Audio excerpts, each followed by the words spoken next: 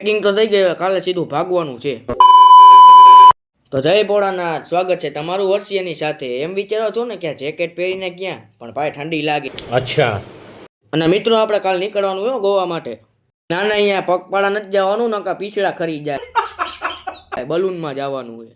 ખાઓ માં કસમ. લાઈટ નથી હોય, પગથિયા ચડીને ક્લિનિકે જવાનું છે. અને ચશ્મા કેવા લાગે જરાક કહી દો કોમેન્ટમાં. ગોવા જવાનું હોય, કંઈક લાગવું જ જોઈએ નવીનમાં.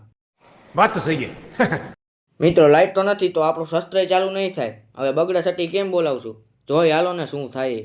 દૂધ લેતા આવી પેલા, અને પછી આપણે કાલ જવાનું હોય ને એના માટે પેકિંગ ચાલુ કરી નાખી. હવે ફટાફટ ભાગીએ આપણે. મસ્ત પ્લાન.